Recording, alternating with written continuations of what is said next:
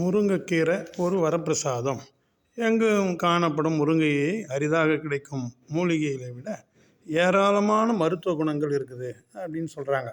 அதாவது நீடித்த நோய் குணமாக்கும் தன்மை இந்த முருங்கைக்கீரைக்கு இருக்குது. முருங்கை பூக்களை நேரடியாக சமைத்து சாப்பிடலாம்.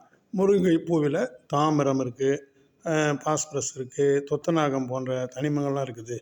இது நீரிழிவு நோயாளிகளுக்கு ஏற்படும் கடுமையான சோர்வையும் அகற்றுகிறது. இதில் நார் சத்து அதிகம் உள்ளதால் மலச்சிக்கலை போக்கும், மண்ணீரல் வீக்கத்தை குறைக்கும், வாயில் நீர் ஊறுதை மற்றும் வாய் கசப்பை நீக்கும், தோல் நோய்களை போக்கும்.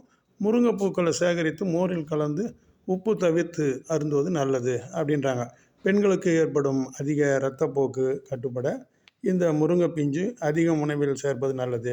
இளம் முருங்கை பிஞ்சு சூப்போட சிறிது தேன் கலந்து நீங்கள் குடிச்சிங்கன்னா உடலில் ஏற்படும் ஒரு பாரிசவாத நோய் கூட சீராகும் அப்படின்றாங்க. அதே மாதிரி எலும்புருக்கி நோய் கட்டுப்படும், கணையத்தை நன்கு தூண்டி இன்சுலின் உற்பத்தியை அதிகரிக்க உதவுகிறது. இந்த முருங்கை விதைகளை எடுத்து அதை ரசமாக செய்து குடிப்பது கல்லீரலில் சேரும் ஒருவித நச்சுத்தன்மையை போக்க உதவுகிறது. மேலும் சிறுநீரக செயல்பாட்டை மேம்படுத்தவும் இது உதவுகிறதுன்னு சொல்கிறாங்க. இந்த முருங்கை இலை சாப்பிட தாய்ப்பால் அதிகம் சுரக்கும். அப்புறம் பருக்கள் மறைய முருங்கை இலை சாறுடன் எலுமிச்சை சாறு கலந்து தடவ வேண்டும் அப்படின்னு சொல்கிறாங்க. அதேமாதிரி முதுமையில் ஏற்படும் தளர்ச்சி, ஆண்மை குறைவு நீங்க அடிக்கடி முருங்கைக்கீரையை உணவில் சேர்த்துக்கணும்.